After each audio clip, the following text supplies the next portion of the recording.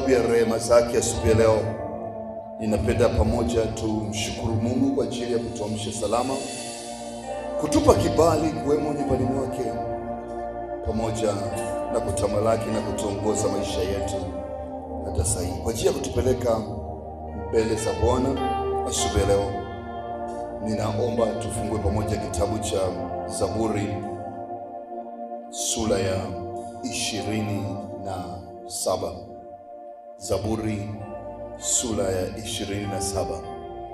Mara nyingi napopita wakati mgumu sana kwenye maisha, nikisoma Zaburi 27 inafungua milango. Natamani uibe pia, natamani na wewe uweze kupata. Kuna zaburi gani inaweza kupeleka ikakuinua tena ikakuisha? Ina ahadi nyingi za Mungu kwa ajili ya kuleta tofauti. Lakini pia napoona mambo fulani hayajakaa vizuri, siyaelewi, ninapoisoma Zaburi 27 mara ya kwanza, mara ya pili, mara ya tatu, kuna nguvu inaingia. Bwana Yesu asifiwe.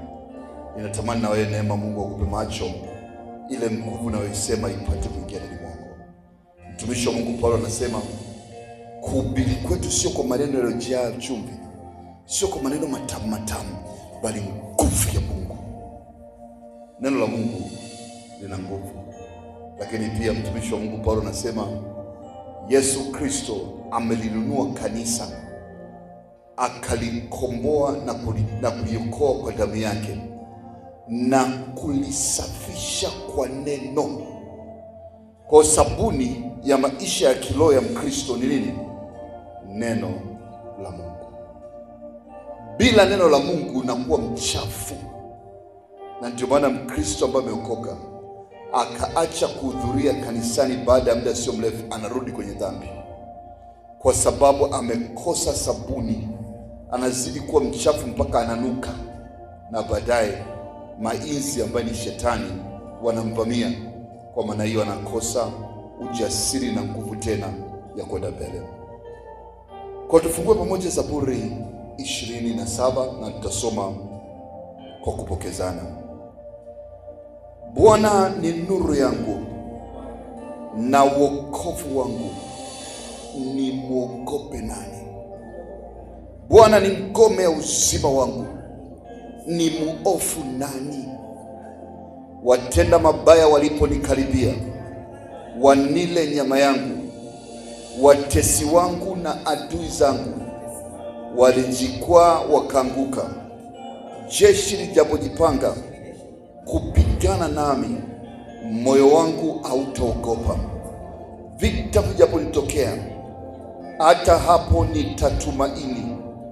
Neno moja nimelitaka kwa Bwana, nalo ndilo nitakalolitafuta, nikae nyumbani mwa Bwana siku zote za maisha yangu, niutazame uzuri wa Bwana na kutafakari hekaluni mwake. Mradi atanisitiri bandani mwake siku ya mabaya, atanisitiri katika sitara ya hema yake, na kuniinua juu ya mwamba. Na sasa kichwa changu kitainuka juu ya adui zangu wanaonizunguka, nami nitatoa dhabihu za shangwe hemani mwake. Nitaimba, naam, nitamhimidi Bwana. E Bwana, usikie kwa sauti yangu ninalia, unifadhili, unijibu. Uliposema nitafuteni uso wangu, moyo wangu umekwambia, Bwana, uso wako nitautafuta. Usinifiche uso wako, usijiepushe na mtumishi wako kwa hasira. Umekuwa msaada wangu, usinitupe wala usiniache, e Mungu wa wokovu wangu. Baba yangu na mama yangu wameniacha, bali Bwana atanikaribisha kwake. E Bwana, unifundishe njia yako na kuniongoza katika njia iliyonyoka, kwa sababu yao wanaoniotea. Usinitie katika nia ya watesi wangu, maana mashahidi wa uongo wameniondokea, na watoa ujeuri kama pumzi. Naamini ya kuwa nitauona wema wa Bwana katika nchi ya walio hai. Umgoje Bwana, uwe hodari, upige moyo konde. Naam, umngoje Bwana. Mambo makubwa manne. Jambo la kwanza, kama kuna kitu sikiogopi ni matisho ya wanadamu. Bwana ni ngome yangu. Kwa Biblia inakwambia kitabu cha Timotheo wa pili sura ya kwanza mstari wa 7, kwa maana hatukupewa roho ya woga, bali roho ya ujasiri, upendo na nguvu. Unajua mkifu cha maana sana. Anasema hatukupewa roho ya, Bwana ni ngome yangu, nimwogope nani? Bwana ni ngao yangu, nimwogope nani? Nani ananitisha? Ndio maana akafika hatua mtumishi wa Mungu Daudi akasema, 10,000 watamka kushoto, 10,000 watamka kulia, mimi nitasimama. Siogopi 10,000 wajapojipanga pande zote. Bwana yuko pamoja. Kwa cha msingi, mfanye Bwana kuwa ngome yako, mfanye Bwana kuwa mwamba imara. Mtumishi wa Elisha, siku moja majeshi ya adui walikuja kuwavamia, na akamwambia bwana wake, tunakufa leo. Bwanake akamwambia, wewe unaogopa hao? Unaona na mabomu yao? Sisi tumezungukwa na majeshi makubwa. Akamwomba Mungu amfumbue macho, akaona majeshi ya farasi, rabo sakorianda rabaje remia zekaria ndo robo shaka roga baga zegerema zekorianda raba, yamezunguka mahali pale, na akauona utukufu mkubwa wa Mungu. Pendwa katika Bwana, kama ungepewa neema ya kuona Mungu anavyokulinda na kutetea, na jinsi maadui ambao wanakujia, wachawi, washirikina na watu wabaya wanapoanguka chini, ungeinuka, ungetembea kwa kiburi. Lakini mtumishi wa Mungu Paulo anatuambia tumepewa roho ya upendo, roho ya ujasiri, haleluya, roho ya nguvu, sio ya woga. Waoga hawataingia katika ufalme wa mbinguni, wala wote wafanyao mambo ya aibu. Lakini majasiri, watu wanamjua Mungu wao, ufalme umeandaliwa kwa ajili yao. Ninatamani ujenge moyo wa ujasiri, kwamba hata haya unaopitia leo unayaona yanakwisha yote. Na natamani usiwe na tabia yakiwa na swala la kuweza kulalamika. Usizani majibu yako kwa mwanadamu yoyote. Hakuna mwanadamu mwenye majibu ya maisha yako isipokuwa Bwana. Yusufu walipomsingizia na wakajua ndio mwisho wake, alitazama Mungu akujitetea. Hakuna mahali kwenye kitabu hiki kinasema Yusufu akajaribu kujitetea kwa mke wa Potifa. Riga baga zego randa rabosha rebasia ndereba zua gana la duhanda la jia. Akasema Yusufu alikaa kimya. Ninatamani wakati wa tabu yako, wakati wa shida yako, usiwe na shoga. Na ndipo Mungu atakapoonekana, ndipo nuru yake ya ajabu itakapokujiria, ndipo neema itakaposhuka kwa namna ya tofauti katika maisha yako, na utauona utukufu wa Mungu katika namna isiyokuwa ya kawaida. Natamani moyo wako ujenge tabia fulani ya majasiri, ya watu wanamjua Mungu wao. Jambo la pili, anamwambia Mungu, sikiliza, mimi nitakuja asubuhi kuomba, nitakuja kwenye ibada asubuhi, nitaacha ni usingizi, nitaamka asubuhi, nitakuja, na najua na usingizi, lakini nitakuja. Anasema jambo moja, sikiliza kwa makini. Anasema nakuomba tu kitu kimoja. Kama nimeamua kuacha usingizi, kama nimeamua kuja kanisani, kama nimeamua kuheshimu wewe, sikiliza. Anasema neno moja nimelitaka kwa Bwana, mstari wa 4. Neno moja, Mungu nisaidie moja, kwamba mimi nitakaa nyumbani mwa Bwana ni utazame uzuri wake. Anasema mstari wa 5, mradi Mungu atanisitiri bandani mwake siku ya mabaya. Kuna siku riga baka sekoria baba, kuna siku kwenye maisha mwanadamu inaitwa siku ya mabaya. Mbe Baba, na iombea siku hiyo. Kuna siku misiba itafuruliza, kuna siku vilio vitasikilia, kuna siku risasi zitasikika, kuna siku tabu itatokea, kuna siku maisha yatayumba. Naomba unihifadhi na mabaya wakati huo mgumu. Bwana, naomba niuone uzuri wako, naomba nione rehema zako, ninaomba unisaidie kuninua juu ya mwamba. Kwa anatoa na kupokea kola. Kwanza nimekwambia ujasiri au kupewa roho ya woga. Kama kuna kitu unatakiwa uwe ndani yako, kataa kuwa mwoga.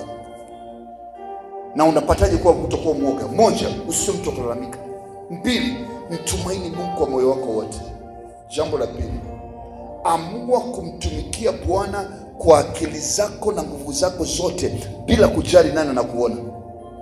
Na ndipo anasema Mungu atakuhifadhi bandani mwake siku ya taabu. Anasema amua kukaa nyumbani mwa Bwana siku zote za maisha yako na utazame uzuri wa Bwana. Anasema ukifanya hivyo, ahadi zake ni nyingi. Utafananishwa na mti uliopandwa pembeni ya mto na majani yake hanyauki, nao unatoa matunda yake kwa wakati. Wapendwa katika Bwana, kumtumikia Mungu kunalipa, tena kunalipa vizuri. Kama utajua kanuni, wana wa Israeli hawakuifikia nchi ya Kanaani kwa sababu walikuwa wajinga. Hawakuifikia nchi ya Kanaani kwa sababu walikuwa ni watu ambao walikuwa wajui kusafiri. Hawakuifikia nchi ya Kanaani kwa sababu walikuwa na manunguniko moyoni mwao. Kama kuna dhambi inatafuna Mungu na kumwondoa kwenye maisha yako, ni manunguniko. Jifunze kumweleza Bwana haja za moyo wako. Hakuna mwanadamu aliyezaliwa na mwanamke mwenye majibu ya maisha yako, ila Bwana umjali mnyonge. Haleluya. Jambo la tatu, anasema Mungu, nakuomba usinifiche uso wako. Nisaidie. Nakapoita Bwana, siku nikasema Bwana uko wapi, unisikie. Jambo la mwisho ni mstari ule wa mwisho kabisa, ambao ni mstari wa 14. Anasema sikiliza, mngoje Bwana. Umngoje Bwana, usikate tamaa. Mngoje Bwana maana yake nini? Kuomba kila siku, usichoke. Endelea kumlilia Mungu. Ukiona tumeanza mwezi wa kwanza ulikuwa unaomba kitu fulani, mwezi wa pili kitu kingine, hujapata majibu. Mwezi wa sita unaomba kitu kingine, hujapata majibu. Mwezi wa 11 unaomba kingine, una matatizo makubwa. Kumngoja Bwana maana yake nini? Umefika kwenye mlango, nahitaji mtoto. Gonga mlango. Baba, nahitaji mtoto. Baba, nahitaji nyumba. Kila asubuhi, Baba, nahitaji mtoto. Baba, nahitaji nyumba. Baba, nahitaji mtoto. Baba, nahitaji nyumba. Kila siku maombi, mpaka unapata ule moto wa maombi kwa ajili ya mtu kufungua mlango katika maisha yako. Lazima uwe na uwezo wa kuwa na maombi ya kung'ang'ania, maombi ya mguso ndani ya moyo wako. Anasema Mungu huwa achelewi wala hawai. Rehema zake kwa mchao ni mpya kila asubuhi. Asubuhi ya leo, baada ya kujua hayo, tinua sauti yako, mwambie wewe uliye hai, ninakuabudu kwa kuwa wewe ni Bwana. Umenisaidia asubuhi ya leo kuweza kuwemo nyumbani mwako. Ninakushukuru. Usiku wote wa jana umenilinda, umeangusha wakuu, umeangusha mamlaka mbele yangu, na leo umenihifadhi kunileta nyumbani mwako. Ninakutukuza Bwana Mungu. Nashangaa kabisa nikitazama jinsi ulivyo, nyota, ngurumo, vitu vingi vyote viumbwavyo kwa uwezo wako. Roho yangu yawaze korana inamusha jinsi wewe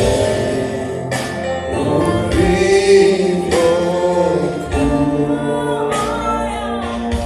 Roho yangu na ikuimbie jinsi wewe ulivyo kuu. Inua sauti yako. mbele za Bwana. Shukuru Mungu Baba, katika jina la Yesu tunakushukuru tena siku ya leo. Asante kwa ajili ya usiku wote wa jana uzito ambao Bwana umekuwa pamoja nasi tulipokuwa tumelala. Umetuhifadhi, umetupigania, umetupa leo nuru ya ajabu wewe nyumbani mwako. Tunakutukuza, tunalibariki jina lako. Rebasion de reba shikurabu sakaria de reba. Rekabaka de rebosa kuria de reba. Rekobaka de reba shikurese. Asante kwa ajili ya malaika waliokuwa wametuzunguka. Tumekuwa safari, tumekuwa mahali mbalimbali. Hata wakati wa usiku wa manane hatukuwa na hofu, kwa maana tunajua uko pamoja nasi. Tunakushukuru asubuhi ya leo. Asante kutuhifadhi, asante kutulinda, asante kutupa neema wewe nyumbani mwako. Tuseme nini mbele zako Bwana? Tunalibariki jina lako, tunakuabudu wewe ambao unastahili kuabudiwa. Tunakutukuza Bwana wa Bwana, wewe unastahili. Asante kwa ajili ya ibada leo.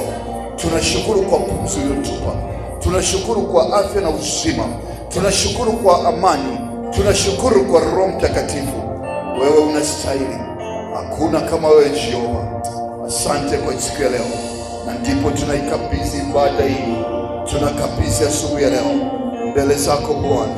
Anza nasi pia umalize nasi, katika jina la Yesu Kristo aliye. Amen. Haleluya. Naomba tuketi.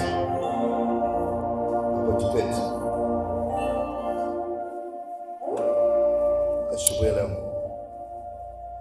somo ambalo litatuongoza kwa ajili ya maombi linaitwa maombi ya kuniungamanisha na watu wa mahali pa juu. Ndiyo, maombi ya kuniungamanisha na watu wa mahali pa juu. Katika maisha haya kuna watu Mungu amewapa neema.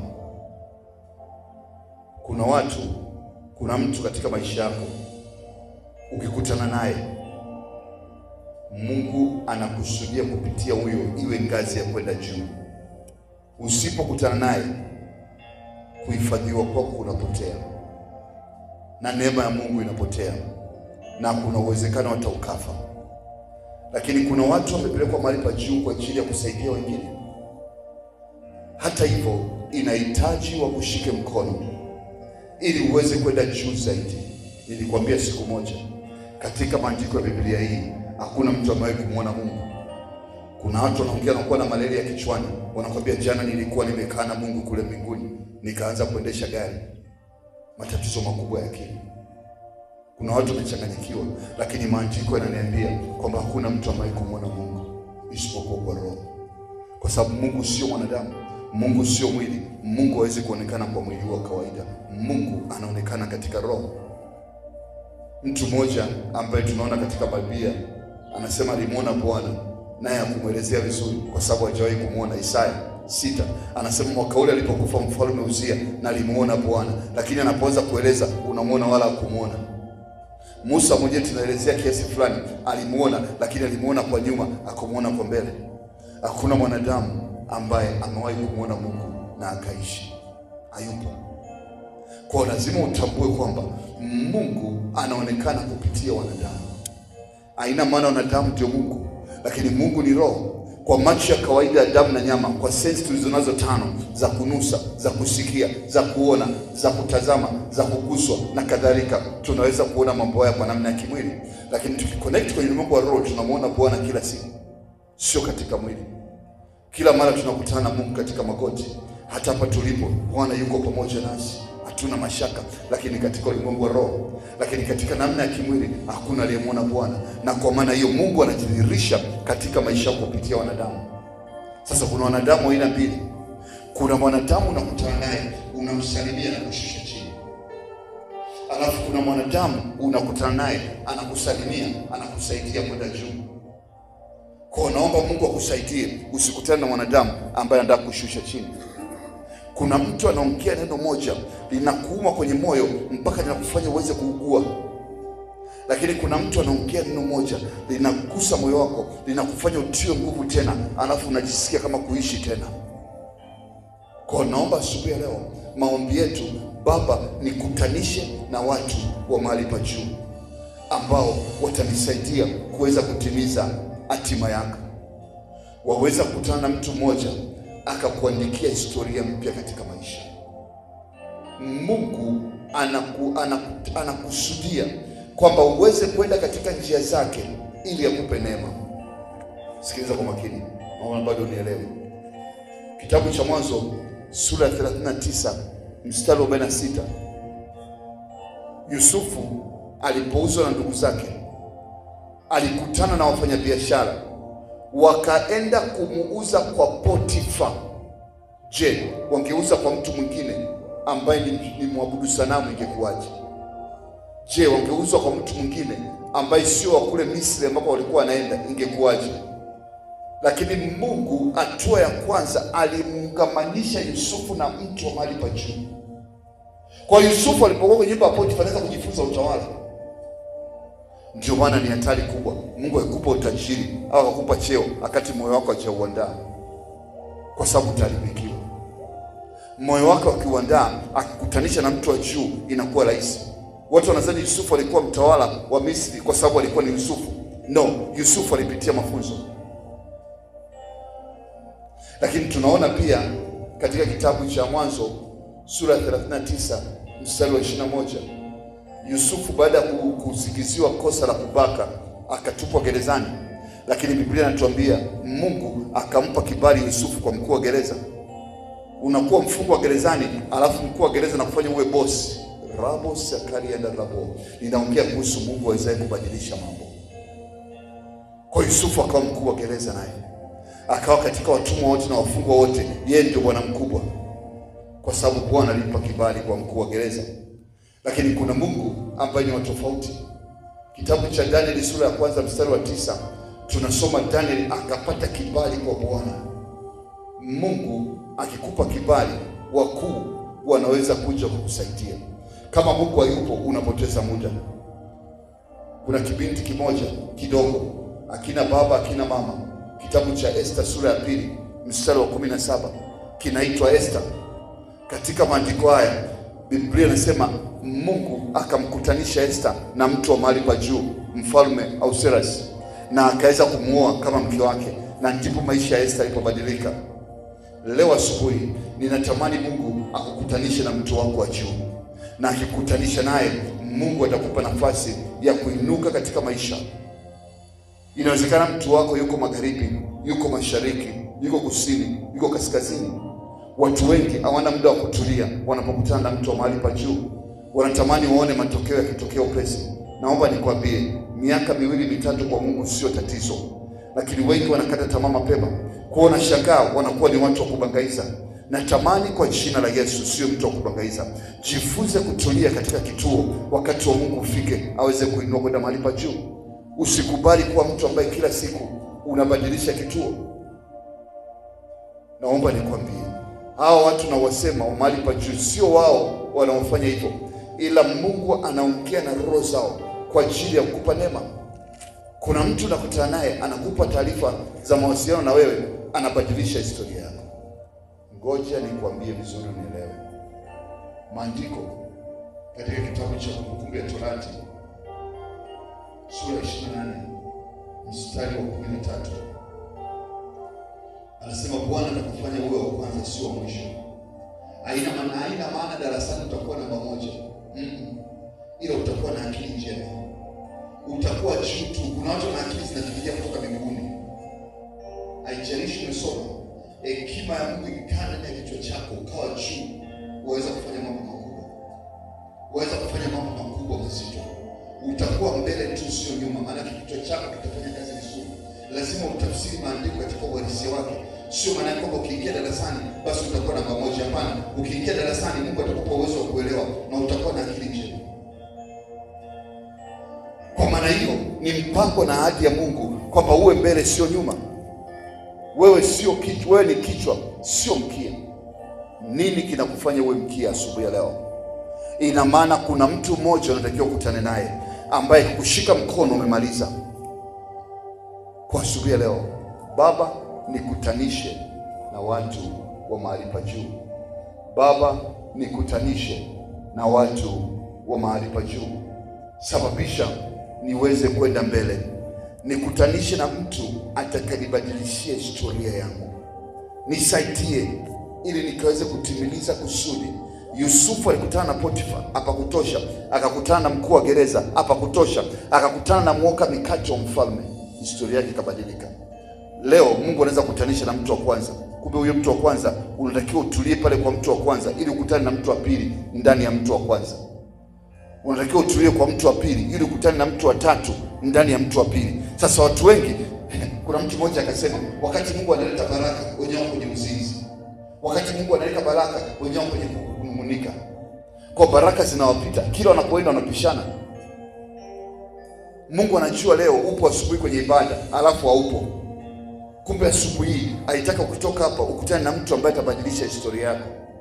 Ninatamani ujifunze kumwangalia Bwana na kujua kusudi na mapenzi yake. Tusimame.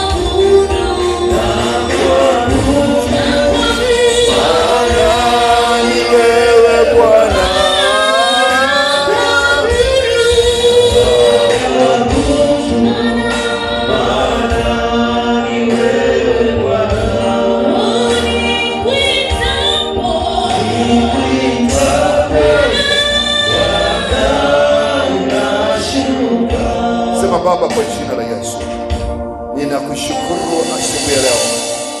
Asante kwa ajili ya ulinzi, asante kwa kibali. Asubuhi ya leo Bwana, ninaomba yule msaidizi ambaye uliahidi kwa ajili yangu, Roho Mtakatifu awezaye kuniinua, kuyabariki maisha yangu, akakae kwa wingi katika maisha yangu kwa jina la Yesu. Bwana, achilia Roho Mtakatifu akakamilishe ukombozi wako ndani ya maisha yangu.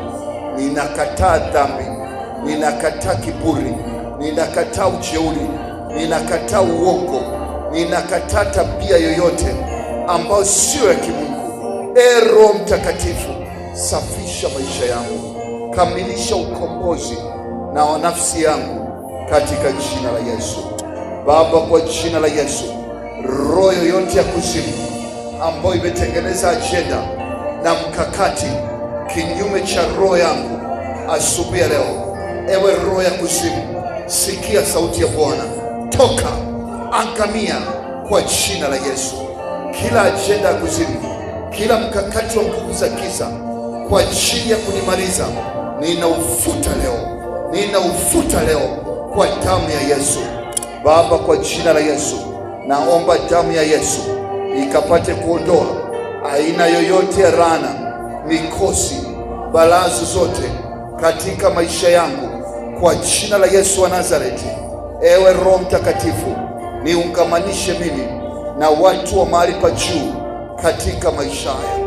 Baba, nainua mikono yangu, ninaomba neema ikapate upako kwa ajili ya kuungamanishwa na watu wa mahali pa juu, kwenye biashara, kwenye elimu yangu, kwenye kazi yangu, kwenye maisha yangu, katika jina la Yesu, katika jina la Yesu, katika jina la Yesu, katika jina la Yesu. Baba, naomba niungamanishe na watu wa mahali pa juu kwa jina la Yesu. Baba, kwa jina la Yesu, asubuhi ya leo ninaomba kupitia ibada hii, aina yoyote ya maradhi ya kiroho, ya kimwili, ya kwenye damu, ya kwenye mifupa, kufa leo, kufa leo, kufa leo. Achia roho yangu, achia damu yangu, achia mifupa yangu, toka, shindwa milele. Ninaomba Mungu wa Israeli ukaniungamanishe na watu wa mahali pa juu katika jina la Yesu. Baba, ninainua mikono juu, kila roho ya umaskini, kila roho ya laana, kila roho ya kushushwa chini, ninaifuta leo, ninaifuta leo, ninaifuta leo, ninaifuta leo katika jina la Yesu, katika jina la Yesu. Baba, kwa jina la Yesu, kupitia ibada hii ya asubuhi ya leo, upako kwa ajili ya kufanikiwa na kuinuka sana, shuka juu ya maisha yangu katika jina la Yesu. Upako wa kibali, upako wa baraka, upako wa uponyaji, shuka kwenye maisha yangu katika jina la Yesu. Mamlaka yoyote ya nguvu za giza katika maeneo napokaa, maeneo napoishi, ninayafuta leo kwa damu ya Yesu. Moto wa Mungu waka ndani yangu, angamiza, tafuna kila mapando ya kuzimu, kila kazi ya adui katika jina la Yesu.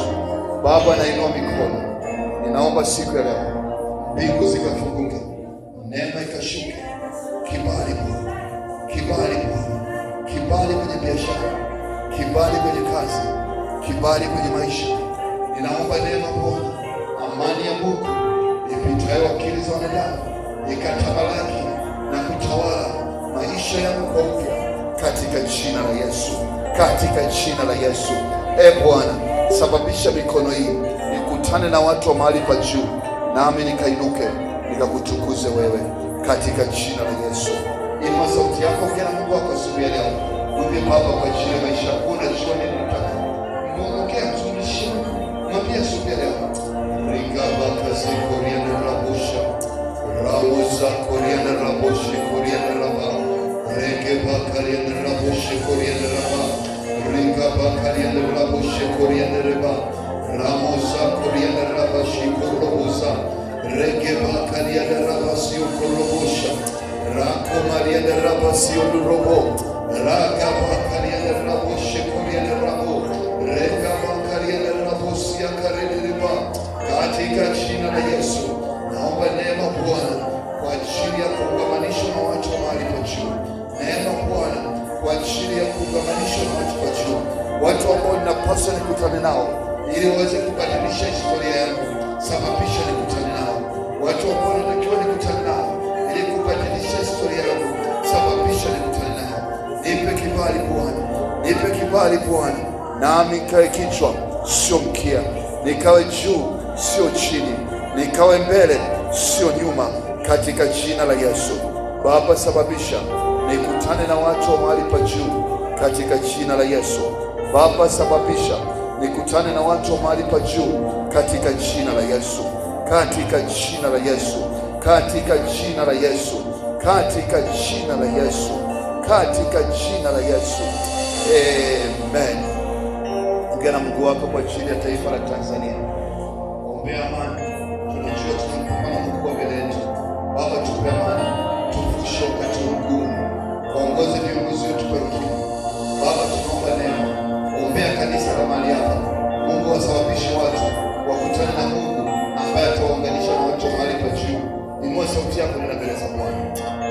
rabasekuria na rabashikurusa. Baba, tunaipa taifa la Tanzania mikononi mwako. Tunaomba kibali na neema Bwana.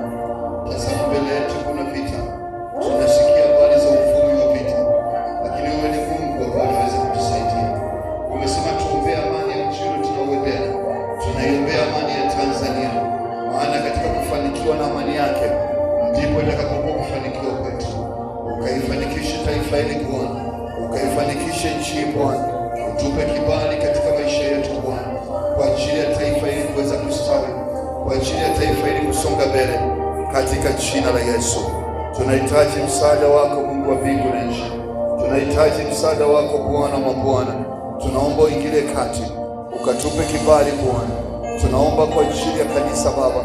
Tunaombea washirika wote ambao wapo asubuhi ya leo, kokote ambako ni mshirika wa mali hapa Bwana. Tunaomba moto mpya wa kusonga mbele, moto mpya wa kusimama, moto mpya wa kutimiliza makusudi yako, moto mpya wa kuliangalia jina lako. Tamalaki mahali hapa Baba, zungumza nasi Bwana. Tunaomba kokote waliko washirika wa mahali hapa Baba, roho ya uponyaji, roho ya ushindi, roho ya baraka ikawe pamoja nao katika jina la Yesu. Baba, iponye nchi yetu, ponya taifa hili, ponya kanisa lako, ukatupe kibali kwa jina la Yesu. Amen. Amen. Haleluya. Tusome pamoja na kuweza kumwomba Mungu kupitia sala ya Bwana. Baba yetu uliye mbinguni, jina lako litukuzwe, ufalme wako uje, utakalo lifanyike hapa duniani kama huko mbinguni. Tupe leo riziki yetu ya kila siku. Utusamehe makosa yetu kama na sisi tunavyosamehe watuokosea. Usitutie katika majaribu, bali tuepushe na ulimwengu. Kwani wako ni ufalme, nguvu, utukufu hata milele. Amen. Neema ya Bwana wetu Yesu Kristo, na upendo wa Mungu Baba, na ushirika mtamu wa Roho Mtakatifu uwe na sote sasa na hata milele. Amen. Hakika wema na fadhili za Bwana zitanifuata mimi siku zote za maisha yangu, nami nitakaa nyumbani mwa Bwana milele na milele. Amen. Mungu wa mbinguni akubariki, akuongoze maisha yako na kufunulia nuru ya uso wake. Nenda kwa amani ya Bwana katika jina la Yesu. Amen.